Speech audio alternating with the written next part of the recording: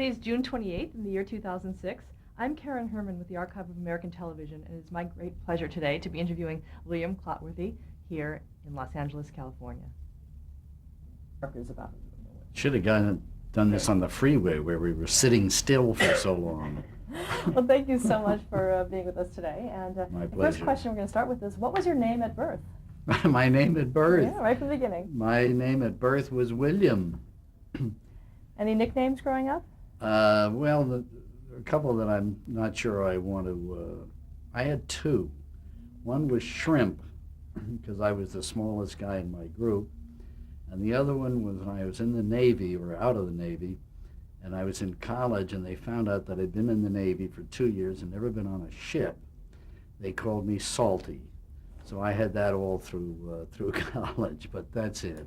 And when I worked on Saturday Night Live, I got tagged with some unprintable names and also with Dr. No, because I was the one saying no. Who came up with that? I don't remember. Probably Franken, but I'm not sure. Did you enjoy that? Because I see you have, you have a lot of... Oh, I love it. Yeah, it's great. I still get mileage out of it. I have a hat with Dr. No, and they all think I was James Bond. When were you born? I was born in 1926. And the date? I just hit 80, January 13th.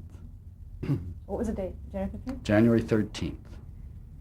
And what were your parents' names? My father was William, and my mother was Annabelle. Did they work? My father did, and my mother, well, they both did. My mother is a housewife, and my father worked for AT&T. What did he do? He was, I forget what the title was. It was General Services for AT&T. He kind of ran the 195 building, kind of building management work. Do you have any brothers and sisters? Yes, I do. I have a brother. His name is Robert, and his claim to fame is that he was the 1956 Olympic 3-meter springboard diving champion, gold medalist in diving. And he's still around. That's your only sibling? That's it. That was enough. What kind of kid were you growing up? Lived in a very wonderful small town in New Jersey, commuter town. Knew everybody. As a matter of fact, I'm closer to my high school friends than I am to my college friends. It was a very, very fine town to grow up in. It's called Westfield, New Jersey. And where did you go to school? Graduated from Syracuse University. Did you know what you wanted? Not with honors. Did you know what you wanted to be when you grew up when you were a kid? Yes. Wanted to be an actor. What a mistake that was. How'd you get the bug?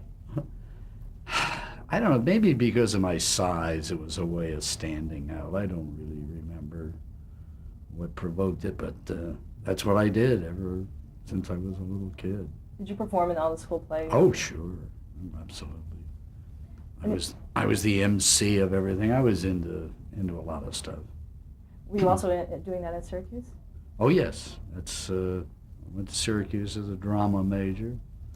Now it's a school of communications. At that time, it was something dramatic arts or something. Yeah, but then when I came out, I found out that I couldn't make a living. So that's when I turned to more legitimate pursuits.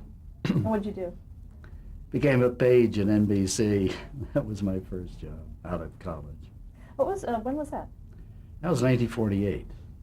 And what was NBC like at the time? Well, it was a mixed bag because you were in the last throes of radio. We had the NBC Symphony with Arturo Toscanini. We had the Fred Allen Show. We had City Service Band of America, the Firestone, and so forth, all on radio. Perry Como had a 15-minute strip for Chesterfield cigarettes. And television was just beginning. For example, that's when the Texas Star Theater started. Milton Berle, and that, of course, was what made television, was that program. And I was happy to work on it, even if it was just us. As a matter of fact, my big job as a page at NBC was meeting Milton's mother down at the street when she got out of her limo and escorting her to the studio. So I knew Milton's mother much better than I knew Milton, as a matter of fact. What was she like? Well, as you may know, she was the consummate stage mother, had been for many, many years. What I always liked, I think she called herself Sarah Burrell. Of course, her name really was Sadie, but she still lived and died on Milton, and she, I just escorted her to the studio and made sure she got her seat and so forth. But she was a queen bee. Were you there for rehearsals? Oh, sure. Oh, yeah, the whole thing. What did you see? Well, I just stood, at that time we just stood in back and watched. If we had the time, we were assigned to something else. But Milton was was Mr. Hitler. He had this whistle around his neck and this sweatshirt and so forth, and he ran everything. He ran the lighting, he ran the cameras, he ran the rehearsal. I mean, he was unbelievable, Mr. Energy. And he made television what it is today, for better or worse, Karen. What can I tell you? Now, as a page, what were your duties? Well, the page, we had two divisions of what they call guest relations. We had the guides, who there were guided tours of NBC at that time. And then the pages, we were glorified ushers, basically. We set up things and ushered the people into the shows, most of which were public, and ran messages back and forth. That's how I met Toscanini. I ran messages back and forth to Toscanini. What kind of shows were you seeing at that time? Television. There were, trying to think, I know Bob and Ray had a little show at that time. Mike Wallace had a show at that time. Mike and Buffy. Buff Cobb, I think her name was his wife at the time, and they had a little talk show. Trying to think, Howdy Doody. One of the things I can remember the most was, I think one of the first things, there were a couple of political shows. 1948 was a presidential election year. And I can remember working as an usher, I don't know, maybe just keeping people out, I don't remember. There was a set called the Democrat House of Horrors.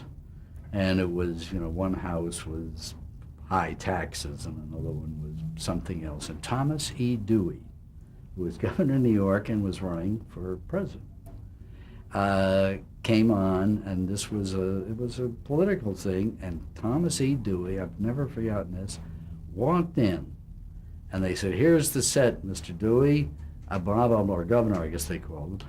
And this is what we're going to do. And he just went on and did this thing with no rehearsal or anything else. It was absolutely remarkable what the man did.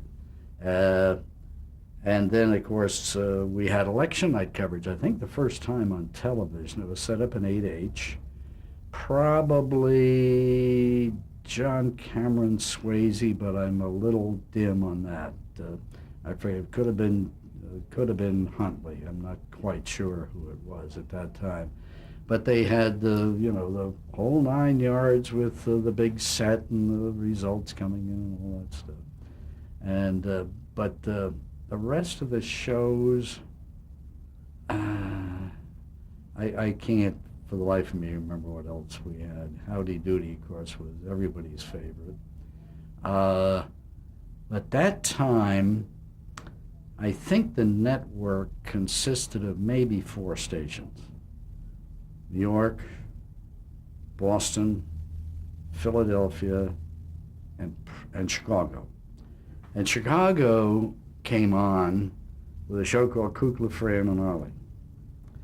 Now, here was this little puppet show, and this was so incredible that we could get a feed from Chicago, Illinois, into New York. Now, executives today have a bank of monitors in their office. Well, they didn't have that. Nobody had it. There was a little room on the 8th floor that was a viewing room.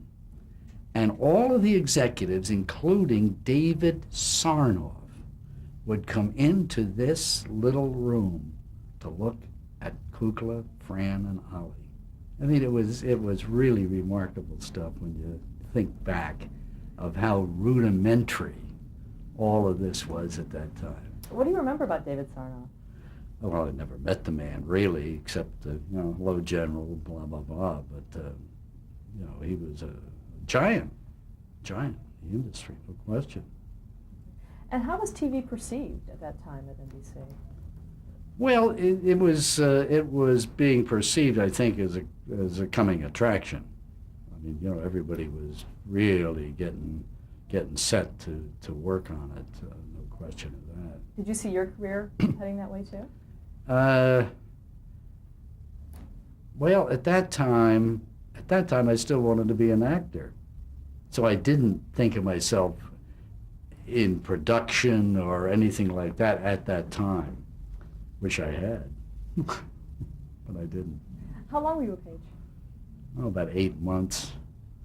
Then I left on an aborted venture to Minneapolis to set up a company, a musical comedy company, which flopped. And after that flopped, I came back to New York. And that's when I went to work for BBD&O in October of 1950.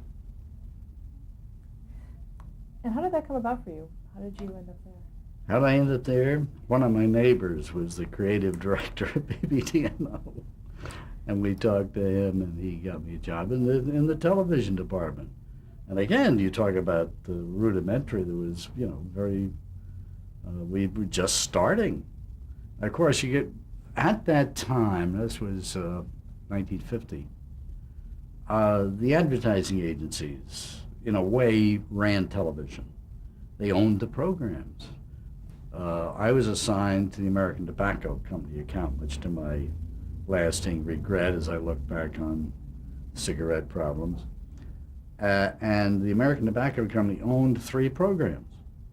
They had Robert Montgomery Presents on Monday night. They had Your Hit Parade on Saturday night. And they had a show called This Is Show Business on Sunday afternoon. Or I guess it was early evening. But I mean, to think of one company fully owning 2 hours of television a week. Philco had an hour, Kraft had an hour. I mean, all of these places own programs. And in a way, I was lucky to work on American Tobacco because we worked very hard because it was live television. And I was one of the commercial producers. And we did the famous Happy-Go-Lucky commercials, which were singing and dancing little things. And we also had a girl named Dorothy Collins, who appeared in the Bullseye. And what we had to do, we started off on the hit parade on Saturday night, and then we had to strike that set, take it over to CBS for This Is Show Business, and we did the whole shtick all over again on Sunday night, and then we'd strike it and bring it back to NBC again for Robert Montgomery Presents. So it was live, and it was very difficult. The hours were terrible. Describe the department, the television department at BBDO at that time. Well, it was, you had account executives who worked in the various accounts. And then there were producers who worked under them. Your Hit Parade is the one I remember the most because we actually produced that in-house. And there were 2 gentlemen named Dan Lounsbury and Ted Fetter. and they were the producers of your hit parade. And on Monday afternoon, Dan Lounsbury got a call from some mysterious person that nobody ever knew who it was. And he was somebody who put the survey together. Dan Lounsbury never met this person. None of us ever did. We think that he was a professor at Columbia University, but nobody knows. But somebody at American Tobacco knew him. And that was the only person who knew who this guy was. And he would call with the survey. And he would say, number 1 is Harbor Lights, and number 2 is blah, blah, blah, blah, blah. And then Lounsbury would get together with the staff. It was Tony Sharmley was the choreographer, Bill Nichols was the writer, Clark Jones was the director. So the whole bunch would get together and put this program together to be telecast live on Saturday night at 10:30. I mean, it was a monstrous undertaking. And what were your specific duties? I was a commercial producer. What did that mean? Well, it meant we had, now we knew in advance, we were lucky. It's like everything else. We had these singing and dancing commercials, and we would put this little act together, and we would have a classroom one week, or the beach, or someplace, and we would actually produce a commercial live. We had our little stock company of people, and be happy, go lucky, be happy, go lucky, strike, be happy, go lucky, strike today. That was it. Talk about the client side. Didn't know I was going to sing, did you? on the client side, did you deal directly with the American Tobacco Company people? No, I didn't. There were representatives of the tobacco company. There, a guy named Chet Jackson, the guy named, sorry, I forget his name, Stefano or something. But we didn't work directly with them. The account executives mainly did.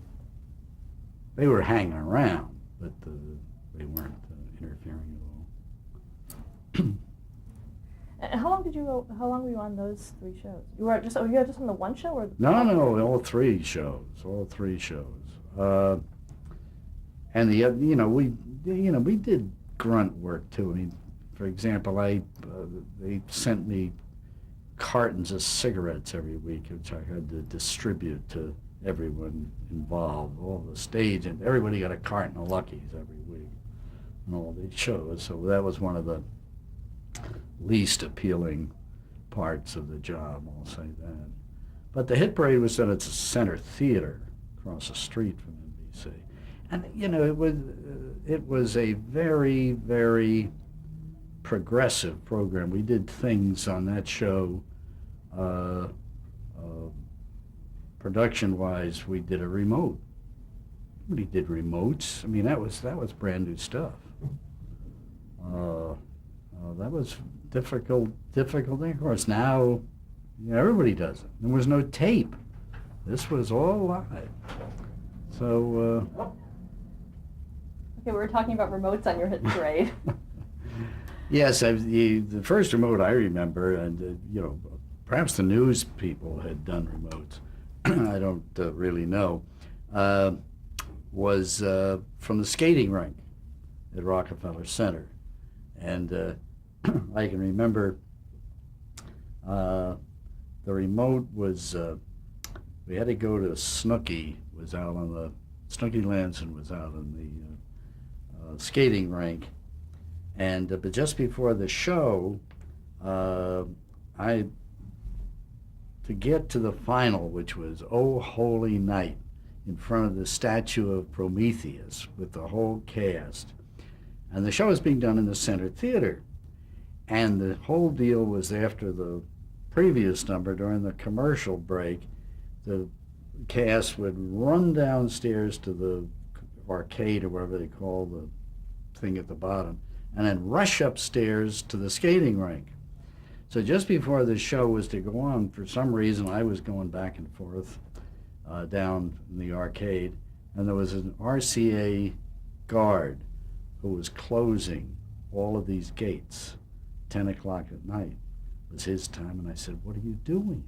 And he says, "Well, 10 o'clock, we close the thing." I said, "Do you realize that in about 30 minutes, 100 people are going to be running through here to get up to the skating rink?" So that's one of the dangers you ran into with remotes at that time. I mean, everything was so rudimentary. But we got the show on, and even though Snooky forgot the words of "O Holy Night," it was a very successful evening for the hit parade. What made your hit parade unique? Well, first of all, it had been on radio for many, many years. I mean, Frank Sinatra hosted at one time. And people wanted to see these songs. And what we did is that we had 7 songs and a couple of hit parade extras, which were dramatized. And it was a great fun show, but extremely difficult to do, mainly because some of the songs were repeated over and over and over. I can remember we had a song called Harbor Lights, and I think it was on for 21 weeks.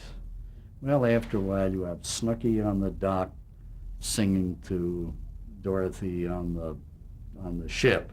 And then the next week you have Russell on the ship singing to Dorothy on the dock. And then pretty soon you have all these combinations of Harbor Lights, till finally, after about the 15th week, what we used to do is everybody would turn to Tony Sharmley and said, "Do a dance number to it." And then we get out of the dramas. But it was a very inventive program and highly entertaining. What other programs did you work on? Well, for the American Tobacco Company, it had the Robert Montgomery Presents. I think maybe that was every other week. That was a very highly rated dramatic show. Kraft, Philco, Robert Montgomery, the 3 big drama shows that we all look back on and consider the golden age of television. And major stars were on these programs. And Montgomery, he was kind of an odd duck. He was the father of Elizabeth Montgomery, who became famous with Bewitched, of course. And he had been a very famous film actor. He was in an awful lot of pictures, devilishly handsome guy. And I don't remember too much about him, except he always wanted 2 cartons of cigarettes. That's the thing I remember about Robert Montgomery. Everybody...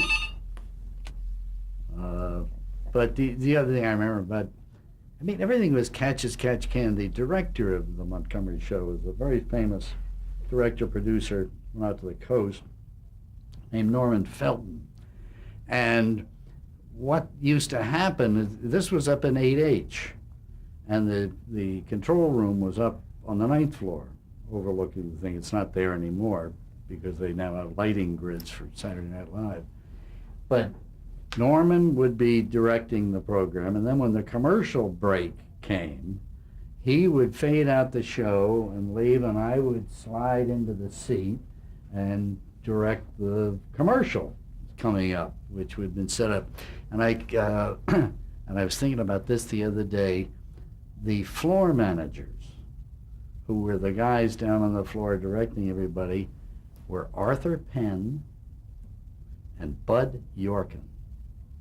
Now, I'm sure they're not going to remember me, nor they may not even admit to this job, but they were the floor managers on the Montgomery show.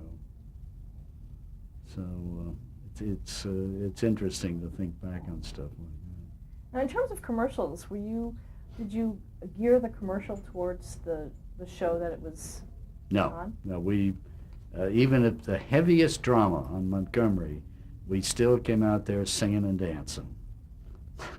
These little skits with the happy-go-lucky. No, we didn't gear anything. Just did the same old shtick. Did you have any interactions with the network people? Oh, sure. Oh, yeah. As I say, Norman would get, and we rehearsed, the same. We had our own little time to rehearse and set it up. Often a blank corner somewhere. Now, who did you report to? Who did I report to? I reported right to Dan Lounsbury and Ted Fetter. And, well, my immediate boss was a guy named Don Rowe. Don Rowe and a fellow named John Forney and I were the three commercial guys.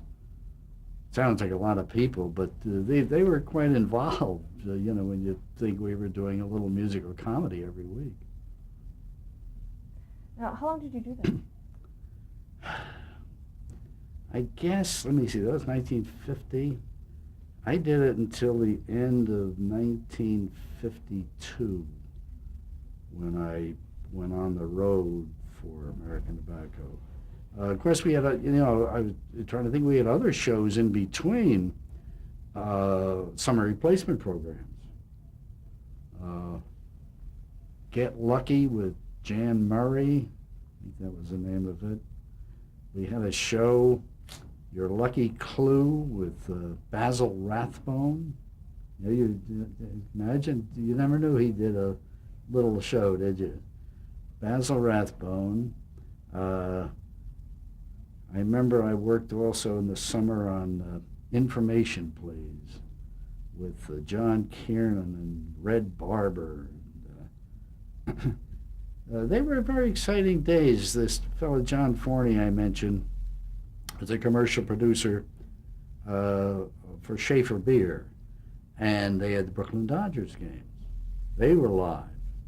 And the three announcers, now this is 1950, the three announcers for baseball were Red Barber, who was one of the giants, a fellow named Connie Desmond, and a young man out of Fordham University named Vin Scully. And Vin Scully is, of course, the guy who made the Dodgers here in Los Angeles, and he's one of the geniuses, but he began as the third man on Schaefer Beer's coverage of the Brooklyn Dodgers. And John Forney, I remember, used to take the subway to Brooklyn every day for the game. And they were always hanging around. So it was an exciting time. Other shows sponsored by Lucky Strikes, Jack Benny was worked on that. Well, I'll tell you one Jack Benny story. Jack Benny came out, made his television debut for Lucky Strike. Now this had to be sometime in 1952, early I guess. And they persuaded him to come east to do it in New York. And I don't remember, my recollection it was on CBS, but I wouldn't swear to it. And again, off we went with the singing and dancing commercial and Dorothy Collins and the Bullseye and the whole thing over to the Jack Benny set. Everybody had gotten sick coming into New York. Dennis Day wasn't feeling good, and Don Wilson and Mary had a cold, and the whole thing. It was almost a disaster. And I do... Let's stop there to change the day.